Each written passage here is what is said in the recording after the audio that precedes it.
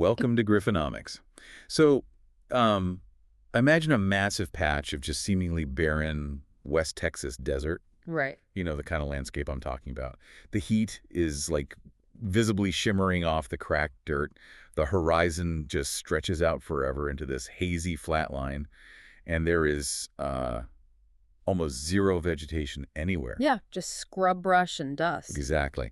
And historically, if you were looking at a map of this area, specifically the Delaware Basin, there was really only one actual reason you'd ever want to own a piece of it. Which is to punch a hole in the ground. Right. You wanted to go down about 2 miles and just hope to God you strike oil. The surface itself, the dust and the brush, that was just, an obstacle. It's just something you had to drive a heavy truck over to get to the real wealth that was buried underneath. Yeah, and I mean, that has been the operating logic of the American oil patch for over a century now. Right. You acquire the mineral rights, you extract the hydrocarbons, and you essentially just ignore the dirt on top. Maybe you lease it out for some, low-yield cattle grazing, but the surface was universally viewed as a total afterthought. But what if you flip that entire paradigm upside down? Yeah. What if the real wealth, like the durable, compounding, multi-generational wealth, wasn't actually the oil buried miles underground, but the dirt itself? It's a crazy thought. It is. And today we're taking a deep dive into a company called LandBridge, and we're going to explore how they have taken 315,000 acres of scorpions and dust and literally turned it into a high-tech, multi-layered, quote-unquote, software-as-a-service platform. They really are. They're building a giga-scale digital infrastructure empire, and it's happening right under everyone's noses in the Permian Basin. And for you listening, our mission today is to generate a granular, strategic report on this fundamental transition. Yeah, and calling it a SaaS platform applied to physical dirt is honestly the most accurate way to understand this transition. We are looking at a fundamental reimagining of what land actually is. Right. And we've got a fantastic stack of materials for this deep dive. We're pulling from their recent Investor Day presentations, some really detailed analyses by Main Street Alpha, and a review of their strategic development agreements. Awesome. And the cool thing is, you don't need a background in petroleum engineering or Silicon Valley venture capital to grasp what they're doing here. At its core, this is just a masterclass in how to engineer and compound the value of an asset. Without spending your own capital to do it. Yeah. That's the hook that really caught my attention in the sources, the idea of surface alpha. Yes, surface. It's like we always hear about alpha in finance, right? Generating returns above the market average. Yeah. But surface alpha is this very tangible physical concept. The thesis is that raw land on its own is literally just dirt. It's an inert object. Exactly. Yeah. It doesn't actually generate any real value until you actively, aggressively manage what happens on top of it. And as we'll see, what happens just beneath it. Right. And to really understand the magnitude of the shift, you have to look at the history of how land has been managed in the energy sector, because historically, surface ownership was entirely passive. Yeah. You sit back, a drilling company asks for an easement to build a dirt road, you collect a small check, and you go back to sleep. LandBridge has abandoned that model completely. They operate under a doctrine of active surface management. Active management. Yeah. And when we say they operate 315,000 acres in the Delaware Basin, we really need to put that footprint into perspective. Right, because numbers like that just get totally abstract. I mean, 315,000 acres is larger than the entire city limits of Los Angeles. Wow. Yeah. It is a vast, sprawling kingdom of land. And they're executing this strategy where they treat that land not as real estate, but as an operating system. And they measure the success of that operating system with a very specific foundational metric that strips away all the noise of the volatile oil and gas markets. They use a number called Surface Use Economic Efficiency, or SUE. SUE. Okay, it sounds highly technical, but break down what that actually measures for us on a practical level. Sure. So SUE measures the average non-oil and gas revenue generated per acre of land. Oh, interesting. That is the critical distinction right there. It completely strips out the traditional royalties you get when an oil company sells a barrel of crude. It entirely isolates the surface. Right. It basically asks a brutal question of the portfolio, which is, how much cash is this specific acre of dirt yielding us strictly from the industrial activity happening above the mineral layer? So it's a purity metric. Exactly. It proves whether their active management strategy is actually working completely, regardless of whether the price of oil is at, $100 ounce or a barrel or $40 a barrel. Gosh. But how do you actually drive that SUE number up? How are they monetizing a patch of remote desert? They do it through what they call the 5-point infrastructure ecosystem, because LandBridge didn't just emerge in a vacuum. It is part of a heavily integrated family of sister companies backed by 5-point Energy. Right, the parent company. Yeah. So you have LandBridge, which acts as the foundational layer. They own the physical dirt. Then you have WaterBridge, which handles all the liquid logistics, meaning the movement, the treatment, and the disposal of just massive quantities of water. And finally, you have PowerBridge, whose mandate is to design and build the electrical and digital infrastructure on that dirt. Okay, I definitely hear the synergy there, but whenever a company talks about building out massive infrastructure like water pipelines, power grids, digital networks, my immediate thought is capital expenditure. CapEx. Yeah, of course. Because infrastructure is famously expensive. It takes billions of dollars to build these systems. And that is the absolute genius of the ecosystem. LandBridge operates on a zero CapEx model. Wait, zero? Zero capital expenditures. The billions spent buying steel, pouring concrete, trenching fiber optics, that does not fall on LandBridge's balance sheet. Well, LandBridge does not pay a single dime to build the water pipelines. really? Yeah. They don't buy the solar panels for the solar farms. They don't fund the construction of the natural gas processing plants. So, who pays for it then? The tenants do. The third-party developers, the oil operators, and their sister companies like WaterBridge and PowerBridge, they bear the entirety of the construction costs and the operational risks. Oh, wow. LandBridge simply provides the physical footprint. They grant the easement, and then they just sit back and collect recurring fees and royalties for allowing that infrastructure to exist and operate on their property. Okay, so it sounds like they aren't treating this like traditional real estate at all. They're running it exactly like the Apple App Store. That's a great analogy. Right. Think about it. Apple owns the device, the iPhone. In this case, LandBridge owns the device, which is the 315,000 acres of land. Apple doesn't build every app. They let outside developers spend millions building games and productivity tools, and Apple just takes a 30% cut of every transaction that happens on their platform. LandBridge is doing the exact same thing. They're letting other companies build data centers, water networks, battery storage, which are the apps, and they take a royalty on absolutely everything that moves across, over, or under their platform. That is an exceptional way to visualize it, and the financial reality of that zero CapEx model is pretty staggering. Because LandBridge isn't spending its own money to maintain or build this infrastructure, the revenue they collect from these easements and royalties drops almost entirely to their bottom line. Pure profit. Exactly. We are talking about profit margins that mirror tech software companies, but it's applied to physical dirt. That's wild. It is. But to truly understand why developers are so desperate to build on this specific dirt, we actually have to look below the surface at the first major catalyst driving this entire ecosystem. It's a structural bottleneck that is quietly choking the entire U.S. oil industry right now. And ironically, for a region that is totally defined by being a bone-dry desert, that bottleneck is water. Yes. Not drinking water, obviously, but a highly toxic byproduct of the oil extraction process. Right. And we need to dive pretty deep into the geology of the Delaware Basin here to understand the mechanics of this water problem. The basin is currently hitting a massive geological inflection point. How so? Well, for the last decade, oil operators have been drilling the easiest, shallowest rock formations. Geologists refer to these different layers of rock as benches. So it's kind of like a multi-story parking garage underground, and they've just been parking on the ground floor because it's the absolute easiest to reach. Exactly. The shallow benches were the premium inventory. But the Delaware Basin has been drilled relentlessly. Those premium, easy-to-reach shallow tiers are largely exhausted now. Now they have to go down to the lower levels. Yeah, operators are being forced to drill deeper. They have to target lower benches just to sustain their oil production. But geology is unforgiving. When you go deeper in the Delaware Basin, the composition of the rock fundamentally changes. What changes? Do they hit less oil?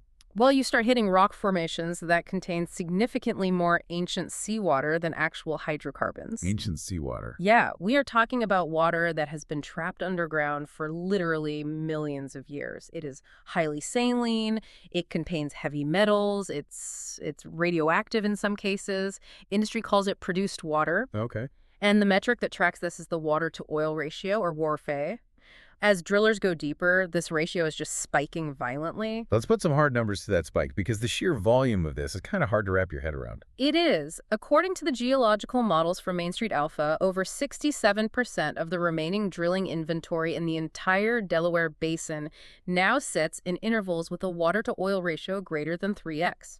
Meaning, for every one single barrel of crude oil a company actually manages to pump to the surface, they are dragging up 3, 4, maybe even 6 barrels of this toxic ancient salt water. Yes. And you can't just, dump this water in a local river or spray it on the dirt. Right, obviously. It is a hazardous byproduct. It is heavily regulated. It must be transported, treated, and ultimately disposed of safely by injecting it back deep into the earth. The scale of this logistical nightmare is terrifying for oil executives. Projections show that the industry is going to require 8 million barrels per day of incremental new water disposal capacity by the year 2035. 8 million barrels. Yeah. Every single day. Every day. That is a logistical crisis. You just have this absolute ocean of toxic water coming to the surface, and it desperately needs a home. And finding that home is becoming nearly impossible, primarily because of a massive regulatory wall that has been erected right down the middle of the basin. Oh, right, the state line. Yeah, the Delaware Basin geographically straddles the state line between New Mexico and Texas. And over the past few years, a massive amount of the drilling activity has actually been concentrated on the New Mexico side. But New Mexico's political and regulatory environment has shifted drastically recently, right? They really do not want to be the dumping ground for this produced water anymore. No, they don't.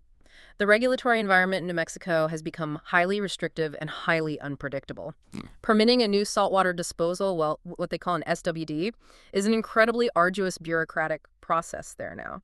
They are demanding extensive environmental reviews, continuous seismic monitoring, public hearings. The friction is just immense. Just looking at the permit data from the sources tells the whole story. For the upcoming 2025 pipeline, the state of New Mexico only permitted 8 new saltwater disposal wells. Right. Just 8.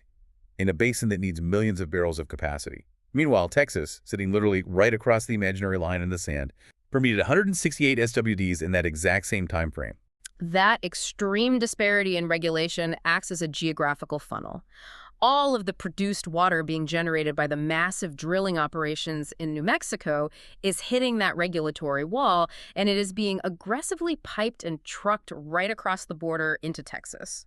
Because Texas has historically had a much more permissive regulatory framework for the oil and gas industry. So, problem solved, right? Yeah. Just pipe it to Texas and pump it underground. If only it were that simple. Texas is now facing its own severe crisis, specifically concentrated right at that state line where all that New Mexico water is arriving. What's happening in Texas? There is an active geological crisis brewing called reservoir overpressurization. Oh, overpressurization. I want to break down the physics of that.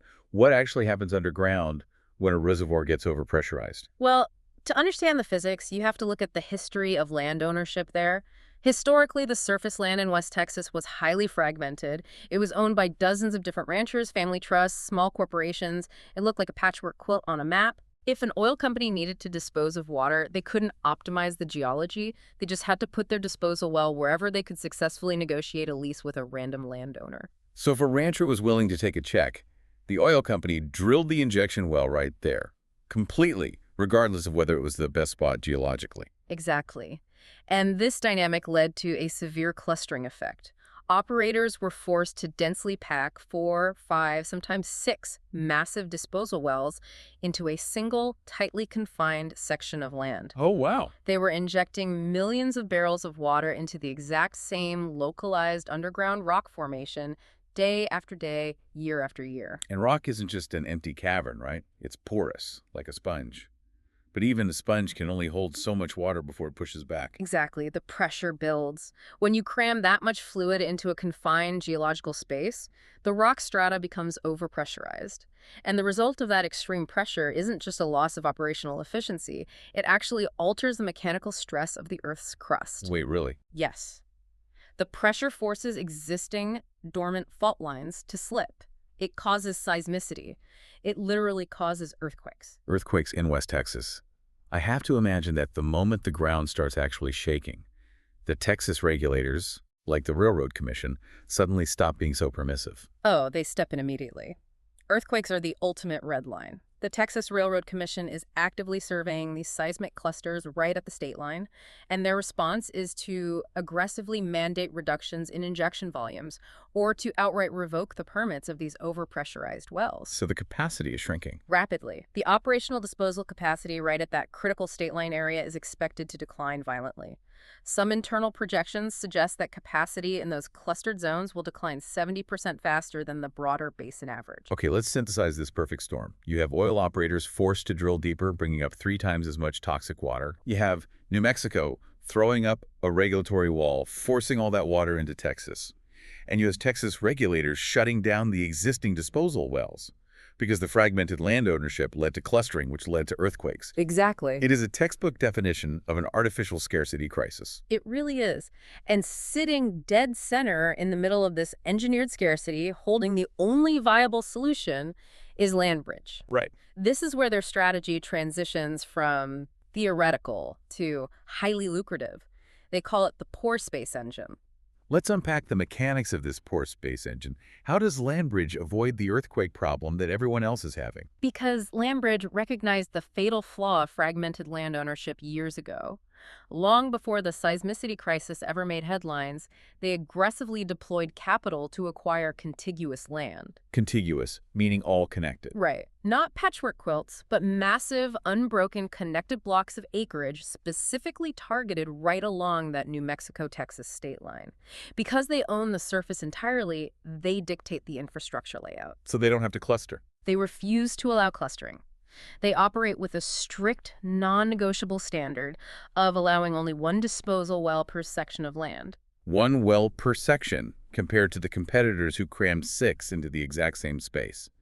That fundamentally alters the physics of the injection. It entirely preserves the structural integrity of the rock. By spacing the wells out across their vast, contiguous acreage, the pressure in the underground reservoir remains incredibly low.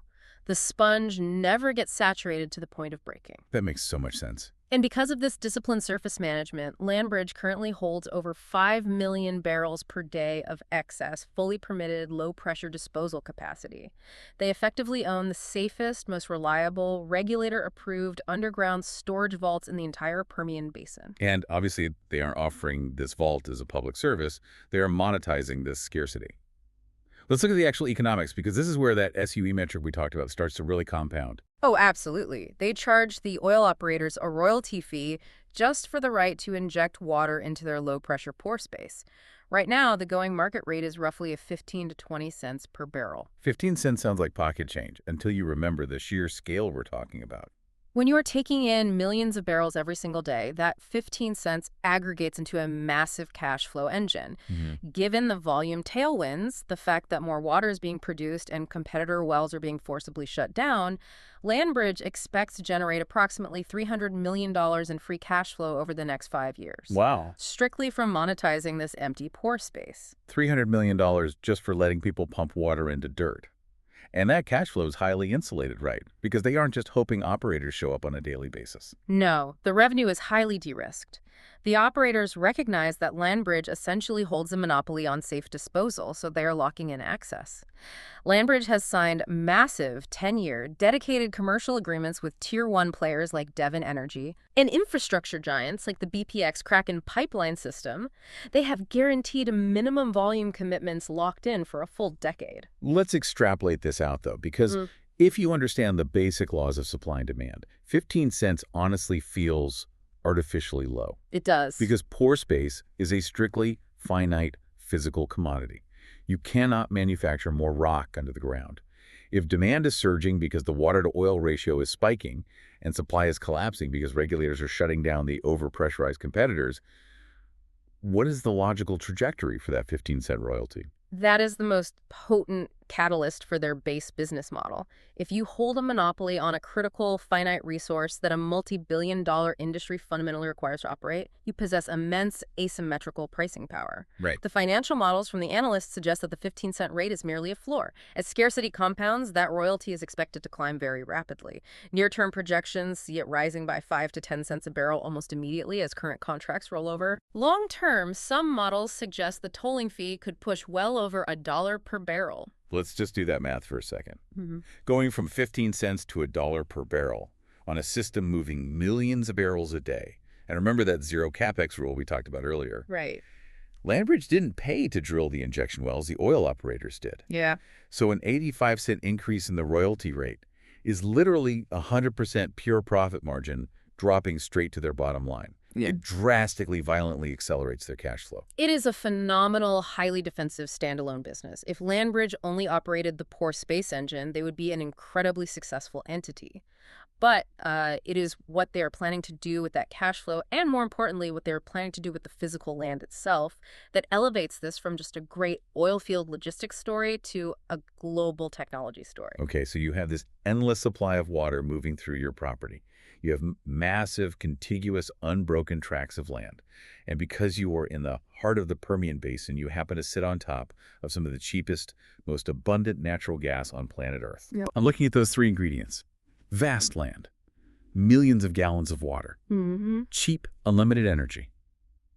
That sounds exactly like the pitch deck for a hyperscale data center. You have arrived at the second half of the thesis. When you combine those three specific elements at scale, you create the undisputed, perfect habitat for the next generation of artificial intelligence infrastructure. Oh. LandBridge is actively utilizing its cash-flowing BERT to pivot into a giga-scale digital infrastructure platform. Let's talk about the AI boom for a second, because it really requires context. We are talking about the hyperscalers, the Googles, the Metas, the Microsofts, the Amazons. Why are the most sophisticated tech companies in the world suddenly looking at the remote, dusty scrublands of West Texas to build their future? It comes down to brutal physical constraints. The AI revolution requires compute power on a scale that human civilization has never engineered before. We aren't talking about the standard enterprise server rooms of, 10 years ago. Right. We are talking about dedicated AI training campuses that require a gigawatt or more of continuous power. Stop right there. 1 gigawatt. I think people hear the word watt and immediately think of a light bulb. Give me a physical comparison for 1 gigawatt of power consumption. Sure. 1 gigawatt is roughly the total electrical power required to run a mid-sized American city. All city. A city with hundreds of thousands of homes, hospitals, traffic lights, and factories. A single AI data center campus is now pulling that exact same load, concentrated into just a few square miles of servers. And when you try to plug a new city into an existing power grid, the grid breaks. That is exactly what is happening. When these hyperscalers attempt to build these massive campuses in their traditional hubs, like Northern Virginia's Data Center Alley or near Silicon Valley or around Chicago, they are hitting impenetrable regulatory and grid constraints. The grids can't handle it. The local public electrical grids simply cannot handle the load without risking blackouts for residential neighborhoods. Not to mention the politics of it. It's the ultimate in MBY, not in my backyard problem. Nobody in a wealthy Virginia suburb wants a massive humming power plant built next to their kids' elementary school just so a tech company can cool down its servers. Exactly. The friction in populated areas has become insurmountable. The hyperscalers are being actively pushed out.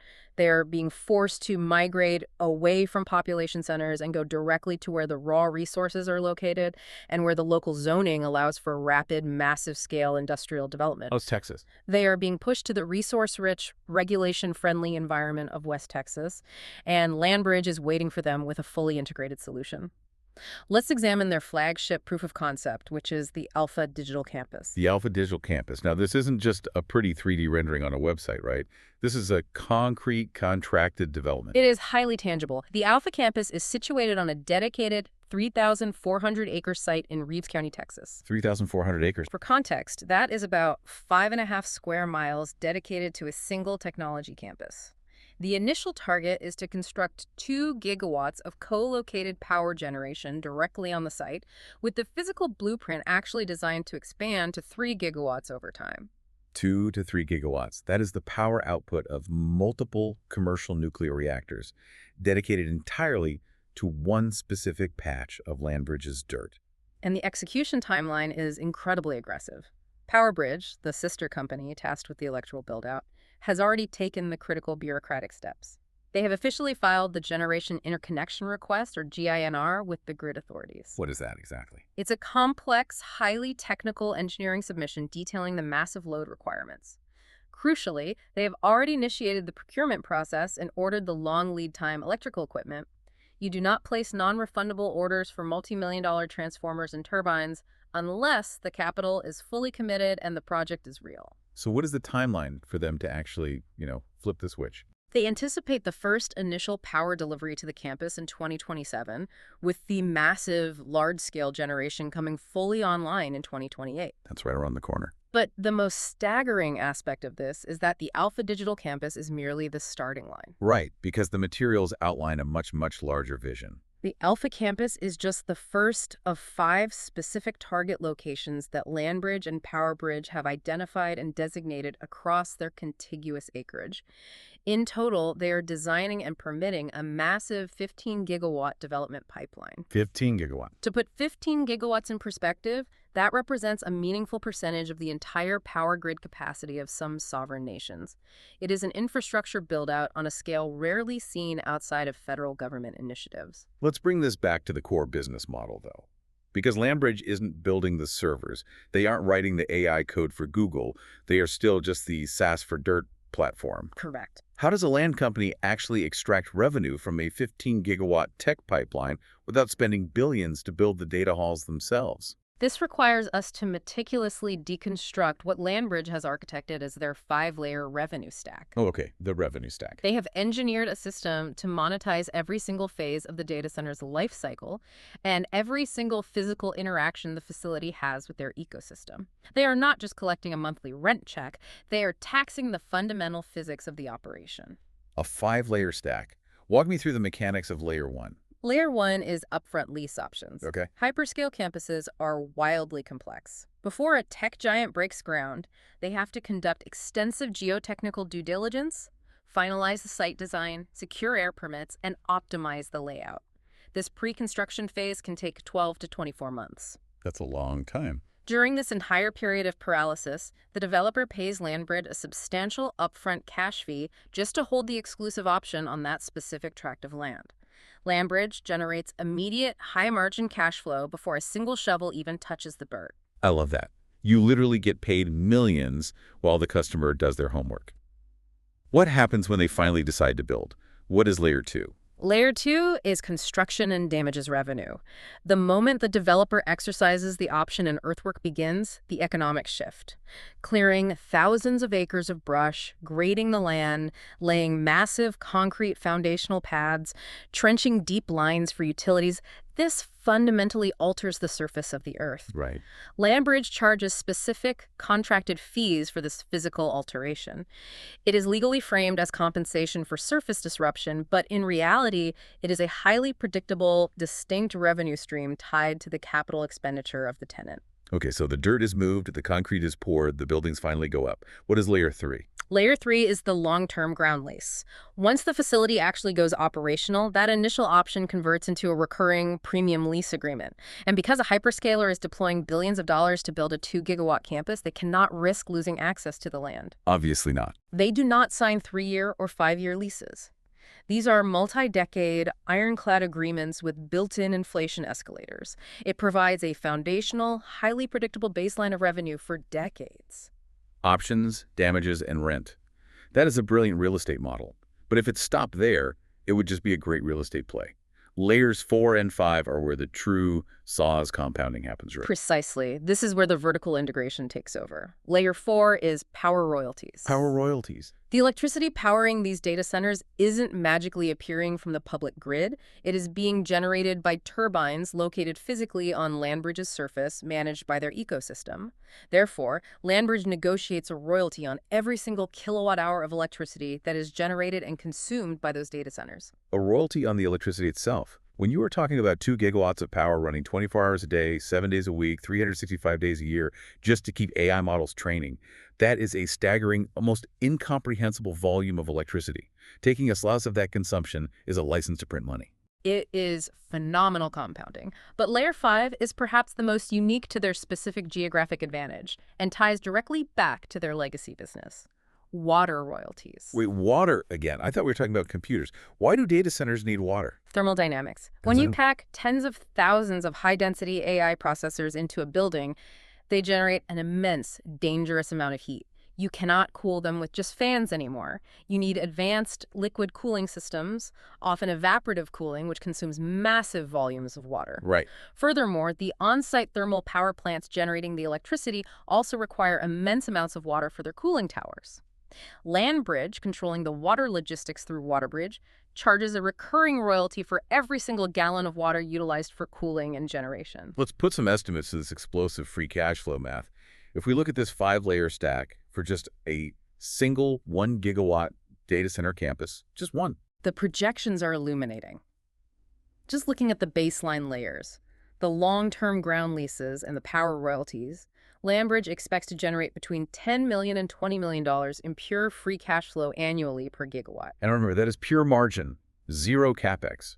But when you factor in layer 5, the water sales, The numbers jump exponentially. Internal estimates suggest that the water royalties required to cool a 1 gigawatt facility and run the thermal generation could generate an additional $100 million in revenue per gigawatt annually.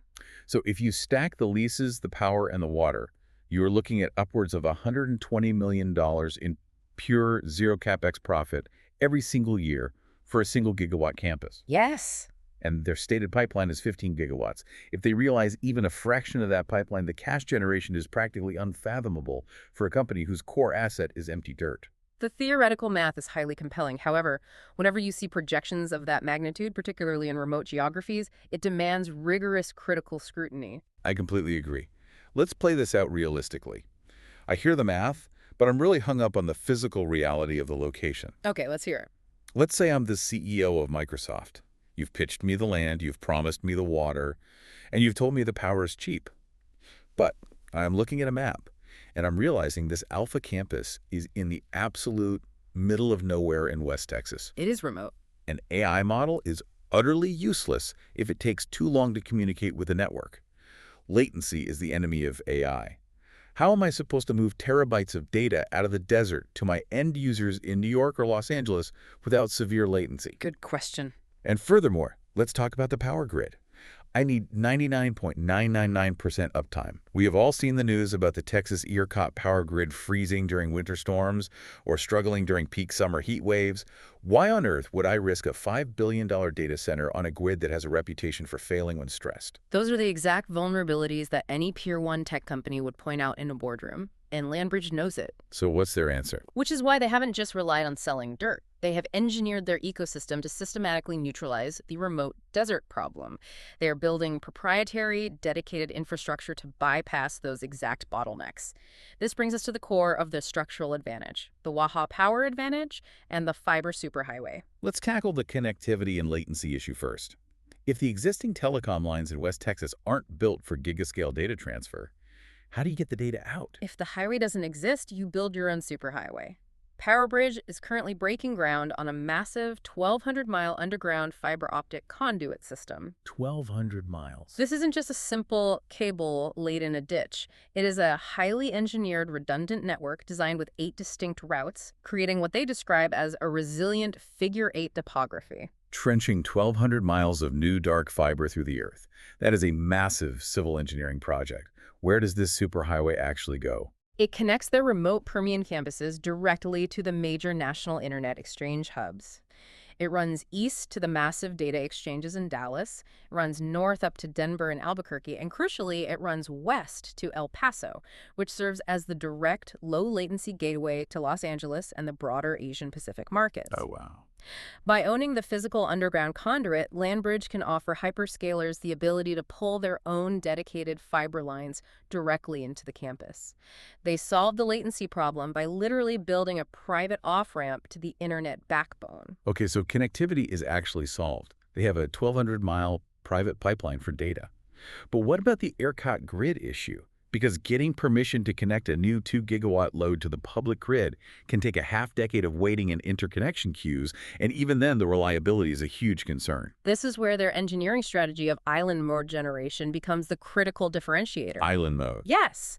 The Alpha Digital campus and all the subsequent target sites in the pipeline are physically designed to be entirely grid independent when necessary. Meaning they can literally throw a switch, sever themselves from the Texas public grid, and operate as their own sovereign electrical island. Precisely. They achieve this independence by utilizing massive, standalone, combined cycle power turbines located directly on the campus pad. They do not have to wait 5 years for ERCOT bureaucracy to approve pulling power from the public grid. They generate the electrons right there on the dirt. That's brilliant. It completely bypasses the interconnection constraints and the grid instability. They are their own utility company. But wait, if they're operating as an island and spinning their own massive turbines, they need a relentless, guaranteed fuel source. You don't spin a gigawatt turbine with a battery. No, you don't. You need natural gas. Which brings us to the geographic lottery they won, the Waha Natural Gas Hub. The physical location of the Alpha Digital campus is strategically paramount. It is situated directly adjacent to the Waha Natural Gas Hub. Why does that matter so much? To understand the economics here, you have to realize that the Permian Basin produces so much natural gas as a byproduct of drilling for oil that the pipeline infrastructure frequently maxes out. There is literally nowhere for the gas to go. Oh, because it's a byproduct. Right. Because of this localized oversupply, the price of natural gas at the Waha Hub frequently drops to zero, and sometimes it actually goes negative. Wait. Explain that. How does the price of a valuable fuel source go negative? Because the oil operators make their real money on the liquid crude oil, but the environmental rules state you cannot just vent the excess natural gas into the atmosphere. Right. So if the pipelines are full, an oil company will literally pay someone to take the gas off their hands just so they can keep pumping the lucrative oil. That's insane. LandBridge is stepping in and saying, we will take that severely discounted or even free natural gas, and we will route it directly into our on-site turbines. This creates what is known as behind-the-meter economics, allowing them to generate electricity at an unprecedented cost of roughly 2 to 3 cents per kilowatt hour. Generating power at 2 cents a kilowatt hour is a massive structural advantage over building a data center in a market where power costs 10 and 15 cents. Huge advantage. But I have to push back again on the reliability aspect. Price volatility is a known risk in energy markets. What if a freak winter storm hits Texas again? What if the wellheads freeze, the pipelines depressurize, and the supply of gas to the Waha Hub is abruptly cut off? Data centers cannot tolerate a disruption. Absolutely not. If you lose power for a minute, you disrupt weeks of AI training. Uptime is the single most critical metric for a hyperscaler. To guarantee that continuous uptime and insulate themselves from market chaos, LandBridge is leveraging its geology yet again. Okay, how? They recently executed a major acquisition, buying the Wolfbone Ranch, which is a 46,000-acre property near the Waha Hub. But the true value of the Wolfbone Ranch isn't the surface acreage, it is the unique geological formations that lie deep beneath it. What's underneath it? LandBridge is actively developing up to 100 billion cubic feet, or BCF, of dedicated natural gas storage, utilizing depleted underground reservoirs and massive subterranean salt domes on the property. Let's pause on that number and the mechanics of it. First, 100 billion cubic feet of gas storage. That sounds astronomically large. It is. And second, how do you store gas in a salt dome? The scale is astronomical. 100 BCF is a strategic reserve, and the mechanics of a salt dome are truly fascinating. Deep underground, there are massive pillars of solid salt. Like just pure salt? Yes. Engineers drill into the salt and pump fresh water down the hole. The water dissolves the salt, creating a massive, perfectly sealed, cavernous void inside the rock. You pump the water out, and you are left with an impenetrable underground tank. That's incredible. Then you pump the natural gas into that cavern under high pressure. So it's a subterranean fuel vault. And why is having 100 BCF of this vault space the ultimate competitive moat? Because it completely severs their dependency on real-time supply chains. Having 100 BCF of on-demand storage means that their on-site power plants can lock in up to 100 days of firm, reliable natural gas reserves. 100 days. If a winter freeze destroys the external pipeline network, if the spot price of gas spikes 1,000% during a crisis, if the entire Permian Basin shuts down, the data center on the Alpha campus does not even blink. They have over 3 months of fuel safely pressurized underground, directly beneath their feet, ready to spin the turbines. It is an utterly self-contained system. They have their own dedicated power generation, their own 100-day fuel supply buried in salt, their own millions of gallons of water for cooling, and their own 1,200-mile private fiber highway to pipe the data out. Exactly. but as a vertically integrated digital fortress in the desert. And that concept of vertical integration is exactly what sets them apart from the competition, because LandBridge isn't the only player in the Permian Basin recognizing the AI boom. To truly grasp their strategic advantage, we have to contrast their execution model against their biggest neighbor and historical rival. This leads us directly into their competitive strategy. Right. The elephant in the room whenever you talk about Permian Basin land companies is Texas Pacific Land, or TPL. Yes, TVO. TPL is a legendary entity. They've been around since the 1880s, originally formed out of the bankruptcy of the Texas and Pacific Railway. They were granted millions of acres of land along the rail lines. They utilize a very similar asset-light royalty collection model. Very similar. If I'm an investor or a hyperscaler, why am I choosing LandBridge over the century-old giant TPL? TPL is undeniably a phenomenal, highly successful company, and they are also aggressively targeting the AI data center land grab. But when you analyze their respective approaches to execution, a stark strategic divergence emerges. Which is? TPL fundamentally relies on external partners to execute their infrastructure vision. They prefer to lease the land and let someone else figure out the complex mechanics. The sources outline two very prominent examples of TPL's reliance on partners. First, Chevron is currently building a 2.5 gigawatt natural gas power plant on TPL's acreage. Right. The goal is to generate power to sell, AI electrons directly to future data centers. Yeah. TPL collects the surface use fees and the royalties on the natural gas used, which is highly profitable. But at the end of the day, Chevron is driving the bus. Chevron dictates the timeline and the engineering. Exactly. And the second major example is TPL's recent structural investment. They deployed $50 million into a company called Bolt Data and Energy, which is aiming to build out a massive 10 gigawatts of capacity on TPL land. 10 gigawatts, wow. Again, TPL provides the foundational dirt layer and secures the water rights. They establish a right of first refusal to supply the water, but Bolt is the primary executor. TPL is essentially acting as a passive landlord, hoping their tenants succeed. TPL is saying, we own the dirt, you guys come build the wildly complex technology. How does LandBridge's approach structurally differ from that? LandBridge operates through deep vertical integration. Through its sister company, PowerBridge, they do not rely on third parties to conceptualize the infrastructure. So they do it themselves? Yes. They deliver fully integrated, pad-ready campuses directly to the hyperscaler. The 5-point energy ecosystem internally designs the island mode microgrids, they trench the fiber optic rings, they build the water cooling logistics, and they secure the gas storage. They control everything. They control the timeline, they control the engineering quality, and they control the ultimate turnkey offering presented to the tech giant. That level of internal control is obviously a huge advantage when dealing with hyperscalers who demand perfection.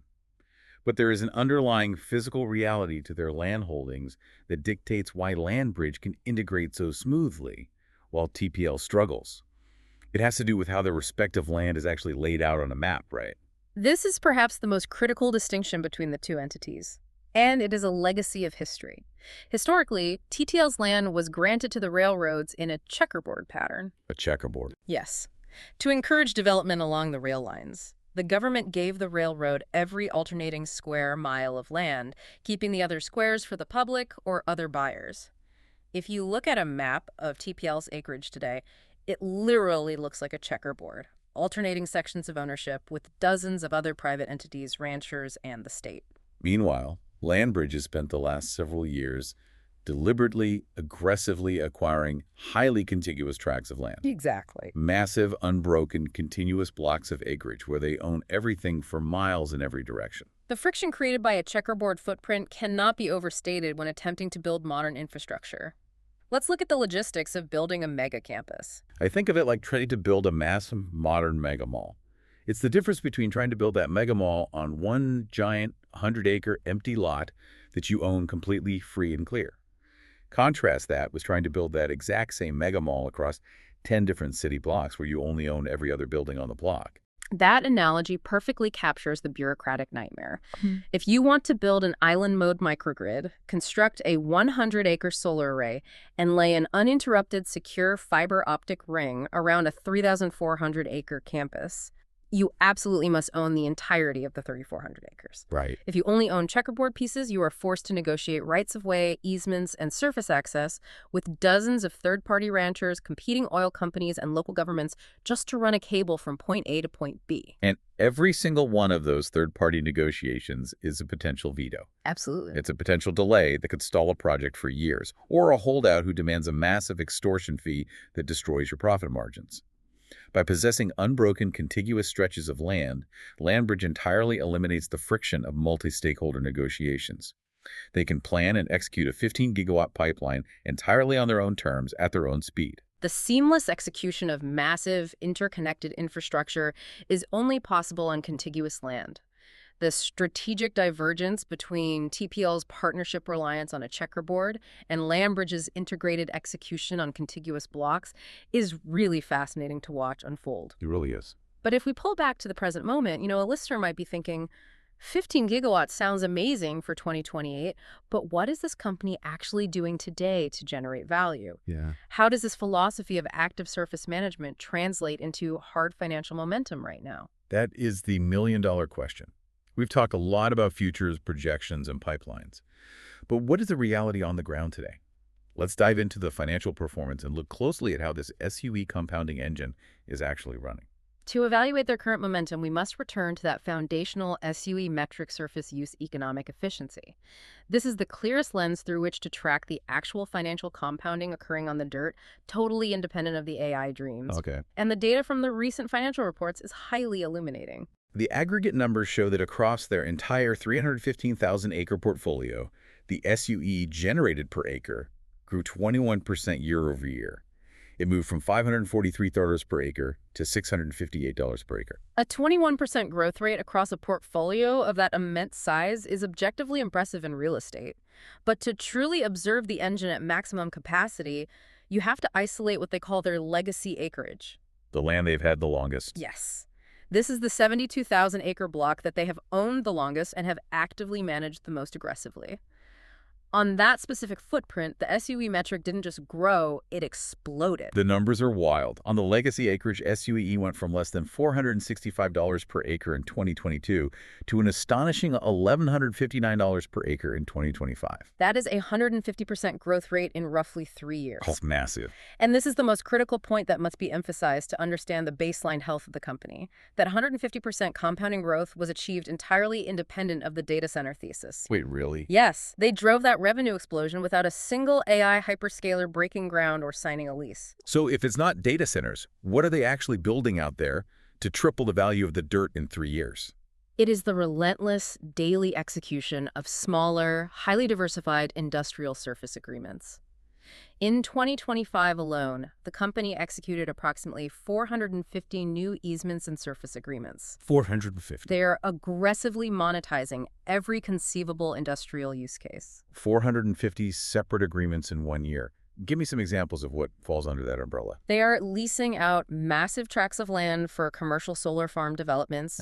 They are granting acreage for utility-scale battery energy storage systems to help stabilize the Texas grid. They are leasing land for sand mines because the oil industry needs millions of tons of specific sand to use as proppant in the fracking process. Oh, right, fracking. They are charging easements for new natural gas processing plants, for new pipeline right-of-ways, and for standard drilling rig pad locations. They are taxing every single piece of industrial machinery that touches their surface. And because of the zero capex model, the financial leverage on those 450 agreements is immense. It's massive. Think about the mechanics of it. If a renewable energy developer wants to build a solar farm, LandBridge signs the lease. The developer spends tens of millions of dollars buying the solar panels, pouring the mounts, and connecting the inverters. LandBridge spends zero. Nothing. But when that monthly lease check arrives, LandBridge has no offsetting capital expenses or maintenance costs. The revenue drops straight down the income statement. The result is a fundamental profitability moat that is almost unheard of in physical infrastructure. Because of this zero maintenance structure, LandBridge boasts adjusted EBITDA margins hovering around 89%. Let's translate that for a second. An 89% EBITDA margin. Earnings before interest, taxes, depreciation, and amortization. In normal commercial real estate, if you own a strip mall or an office building, a great EBITDA margin might be 50% or 60% because you have to constantly repair the roof, pave the parking lot, and upgrade the HVAC. Exactly. LandBridge is operating at nearly 90%. It is software-level profitability. Furthermore, their free cash flow margins consistently sit between 60% and 70%. These metrics prove unequivocally that the company is rapidly compounding tangible shareholder value today, even if a hyperscale data center never materializes on their property. Which perfectly sets up the final synthesis. We've explored the structural water constraints, the genius of the pore space monopoly, the massive 15-gigawatt digital infrastructure pipeline, the proprietary fiber network, the salt dome gas storage, and the ruthless efficiency of their financial compounding. That's a lot. It is a lot. So when you step back and look at the whole board, what is the final verdict on LandBridge as a strategic asset? When you synthesize this dual engine thesis, the industrial surface management on one side and the digital infrastructure on the other, LandBridge emerges as a highly unique asset class. The institutional analyst reports we've reviewed uniformly rate it as a high-conviction compounder. High-conviction compounder. Yes, but the most accurate financial framework to use when analyzing the company is to view it as a free call option. Translate free call option for someone who isn't trading derivatives on Wall Street. What makes this a free call option? Let's break it down into two parts. The core existing business, the active surface management, the water logistics, and specifically the monopoly on safe pore space, provides a highly durable, highly profitable floor. The floor. Based on their 5 million barrels per day of excess capacity and the mathematical certainty of rising royalty rates due to regulatory scarcity, that core business alone is expected to compound its free cash flow at roughly a 25.6% compound annual growth rate over the next 5 years. So if you invest, you are buying it primarily for the water disposal and the dirt management.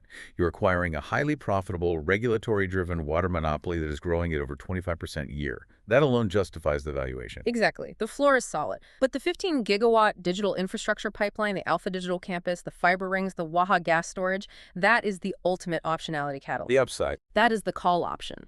You are buying the water monopoly, and you are getting a multi-gigawatt AI data center lottery ticket attached to it, essentially for free. If that 15-gigawatt pipeline realizes even a fraction of its potential, if they start generating that $120 million in additional free cash flow per gigawatt, the upside to the valuation is exponential. The risk is covered by the water, but the ceiling is dictated by the AI boom. It's an incredibly fascinating structural shift, and the mechanics of how they've engineered it are brilliant. But before we wrap up this deep dive, I want to leave you, the listener, with a broader, almost philosophical concept to ponder. Okay. We have spent the whole time dissecting the mechanics of how LandBridge is building this self-contained ecosystem. Yeah. We've talked about SU, pore space, and gigawatts. But zoom out and look at the macro picture. If the world's largest, most powerful technology companies, the hyperscalers who are driving the AI revolution and dictating the future of the global economy, become entirely dependent on independent, self-contained energy and land ecosystems like LandBridge, simply to power their models, what happens to the balance of geographic power? That's a huge question. Does the remote, dusty scribland of West Texas eventually hold more computing leverage than the manicured campuses of Silicon Valley? Are we currently watching the map of global technological dominance literally being redrawn in the desert dirt? It is a profound paradigm-shifting question. We are witnessing the ultimate convergence of raw physical resources, dirt, water, natural gas, with the highest, most ethereal tiers of digital technology. Silicon Valley designed the algorithms, but West Texas holds the power to run them. The center of gravity may indeed be shifting south. It's definitely something to mull over the next time you look at a map of the Permian Basin. Thank you for joining us on this exploration of surface alpha, the logistics of artificial intelligence, and the giga-scale future of infrastructure. Risk defined, portfolio protected.